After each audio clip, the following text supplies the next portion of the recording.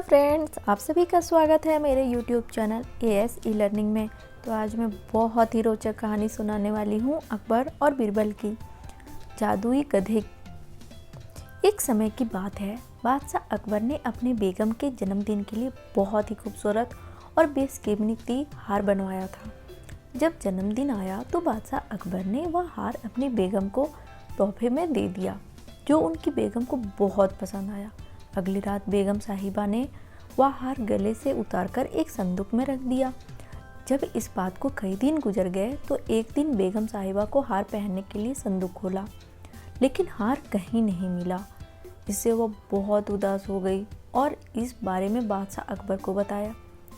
इस बारे में पता चलते ही बादशाह अकबर ने अपने सैनिकों को हार ढूंढने का आदेश दिया, लेकिन हार कहीं नहीं मिला। इससे अकबर को यकीन हो गया कि बेगम का हार चोरी हो गया है। फिर अकबर ने बीरबल को महल में आने के लिए भेजा। जब बीरबल आया तो अकबर ने सारी बात बताई और हार को खोज निकालने की जिम्मेदारी उसे सौंप दी। बीरबल ने समय व्यर्थ किए बिना ही राजमहल में काम करने वाले सभी लोगों को दरबार में आने के लिए संदेशा भिजवाया। थोड़ी ही देर में दरबार लग गया। दरबार में अकबर और बेगम सहित सभी काम करने वाले हाजिर थे, लेकिन बीरबल दरबार में नहीं था। सभी बीरबल का इंतजार कर ही रहे थे कि तभी बीरबल एक गधा लेकर राज दरबार में पहुंच जाता है। देर से दरबार में आने के लिए बीरबल बादशाह अकबर से माफ़ी मांगता है। सभी सोचने लगते हैं कि बीरबल गधे को लेकर राज दरबार में क्यों लाया है। फिर बीरबल बताता है कि यह गधा उसका दोस्त है और उसके पास जादुई शक्ति है। यह शाही हार चुराने वाले का नाम बता सकता है। इसके बाद बीरबल जादुई गधे को सबसे नज़दीक वाले कमरे में ले जाकर बांध देता है और कहता है कि सभी एक एक करके कमरे में जाएं और गधे की पूंछ पकड़कर चिल्लाएं, जहां पना मैंने चोरी नहीं की है। साथ ही बीरबल कहता है कि आप सभी की आवाज़ दरबार तक आनी चाहिए। सभी के पूंछ पकड़कर चिल्लाने के बाद आखिर में गधा बताएगा कि चोरी किसने की है। इसके बाद सभी कमरे के बाहर एक लाइन में खड़े हो गए और एक एक करके सभी ने कमरे में जाना शुरू कर दिया। जो भी कमरे के अंदर जाता तो पूंछ पकड़कर चिल्लाना शुरू कर देता, जहां पना मैंने चोरी नहीं की है।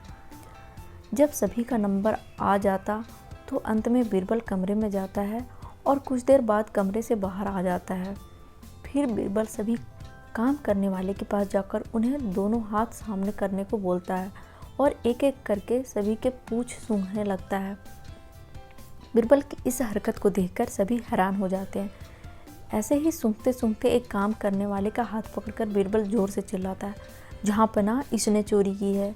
ये सुनकर बीरबल से कहते हैं, तुम इतने यकीन से कैसे कह सकते हो कि चोरी इस सेवक ने ही की है?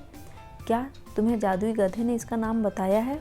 तब बीरबल बोलता है, जहां पना यह गधा जादुई नहीं है, यह बाकी गधों की तरह साधारण है। बस मैंने इस गधे की पूंछ पर एक खास तरह का इत्र लगाया है।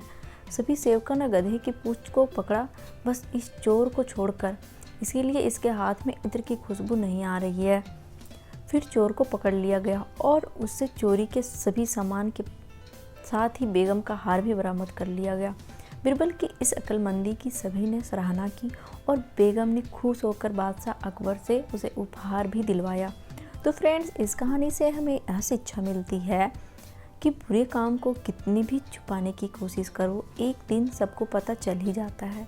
इसीलिए बुरे काम नहीं करने चाहिए।